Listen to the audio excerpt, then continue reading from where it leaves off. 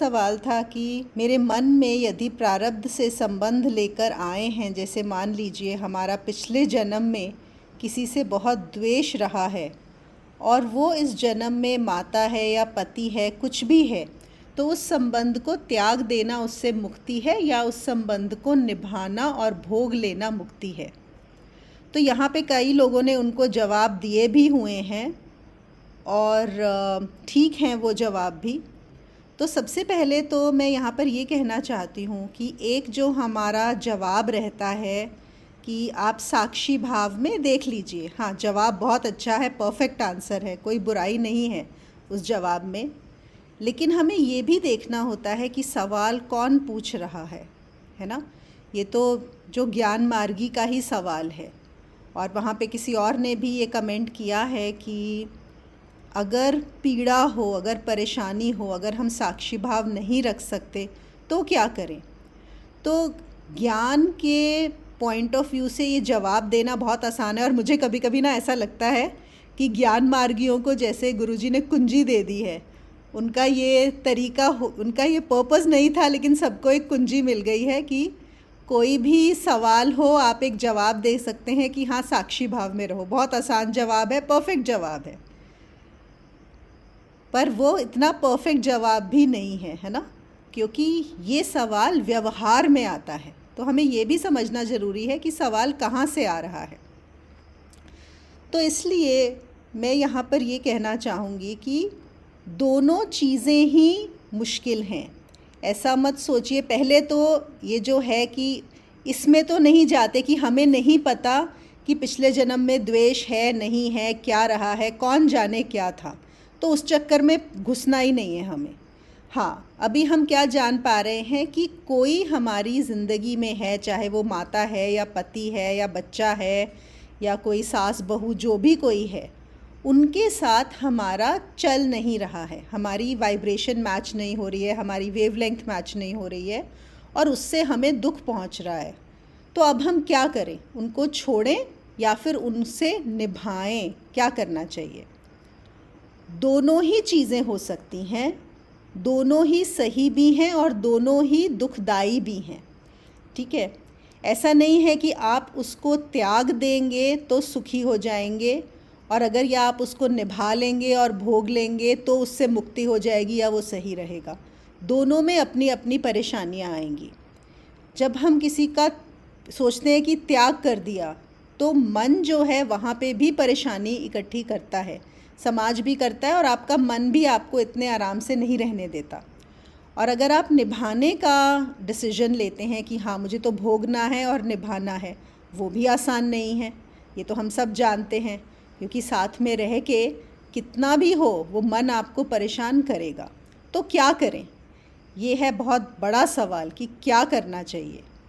मुक्ति की बात छोड़ दीजिए, मुक्ति में मत घुसिए कि मुक्ति किस में मिलेगी, नहीं। हमें सबसे पहले यहाँ पर ये देखना है कि मेरा मन किस में सही रहेगा। ये जो मेरा मनोशरीर यंत्र है, ये किस चीज़ से सही चलेगा, उनके साथ निभाने से चलेगा या उनको त्यागने से चलेगा।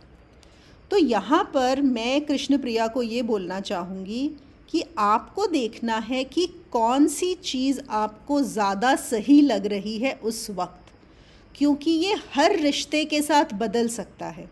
हो सकता है किसी रिश्ते में आपको लगे कि मुझे इस संबंध को त्याग देना है, मुझे इसको निभाना नहीं है, और उसमें जैसे मैंने बोला, ये नहीं है कि उसमें बिल्कुल मज़े ही मज़े हैं, नहीं, ऐसा नहीं होता है। मन वहाँ पे भी दुखी और परेशान होगा, लेकिन उस दुख को झेलना शायद आसान होगा बजाय निभाने के।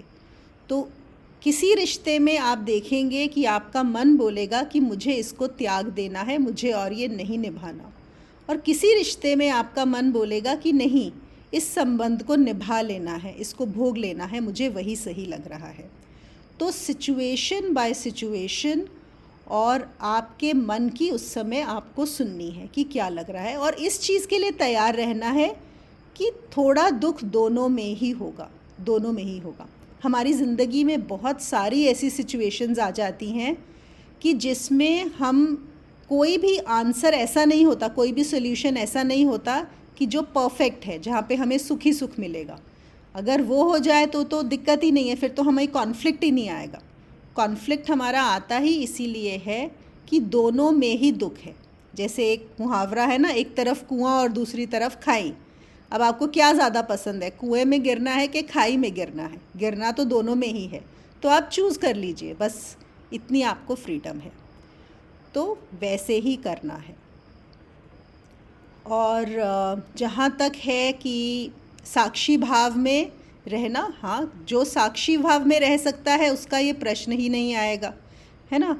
तो अगर ये प्रश्न आया है इसका मतलब साक्षी भाव नहीं आ रहा है, और उसमें भी कोई दिक्कत नहीं है, क्योंकि जब भी कोई परेशानी होती है, जब भी हमारे चित्त की अवस्था में कुछ ऐसा चल रहा होता है जो हमें उस समय उसको देखना ज़्यादा ज़रूरी है, उसके लिए उचित मार्ग देखना, उसके लिए उसका उचित सोल्यूशन देखना वो ज़्यादा ज़रूरी होता है, बजाय एक और अपने ऊपर आप एक टेंशन ऐड कर लें कि अरे मुझे तो साक्षी भाव में रहना है और मैं साक्षी भाव में रह नहीं रही हूँ, पहले ही परेशान है, उसके ऊपर एक परेशानी और ऐड कर लीजिए।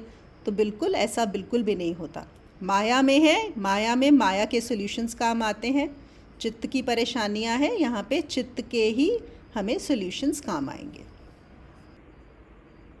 और एक और चीज़ बताती हूँ, जब तक समझ ना आए कि क्या कर रहे हैं, कभी कभी ऐसा होता है कि मन कुछ भी डिसीजन ले ही नहीं पाता कि क्या करें। और हो सकता है शायद आपने ये सवाल पूछा है तो कहीं ना कहीं कोई ऐसी स्थिति आई हो, तो उस इशू को पार्क कर दीजिए। एक पार्क, PARK, हम करते हैं ना, जैसे गाड़ी पार्क करते हैं, बाज़ार जाते हैं तो अपनी गाड़ी पार्क करके फिर दुकान में जाते हैं, गाड़ी को साथ तो नहीं लेके जा सकते।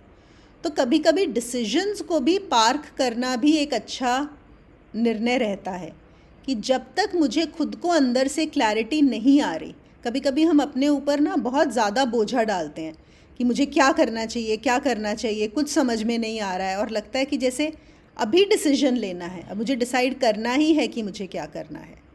तो उस समय उस उलझन की बजाय क्या करिए, उसको बोलिए अच्छा मैं इसको 1 हफ्ते के लिए, मैं 1 हफ्ता मैं इसके बारे में नहीं सोचने वाली हूँ, या 15 दिन या 1 महीना, जो आपका मन करे शुरू करिए और उसको पार्क कर दीजिए कि 1 हफ्ते बाद डिसाइड करेंगे मुझे क्या करना है।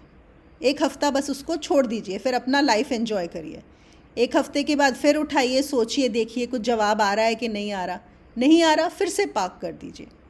कभी कभी ज़रूरत भी नहीं होती कि हम खुद ही डिसीजन लें कि हमें क्या करना है, समय के साथ अपने आप ही चीज़ें संभल भी जाती हैं।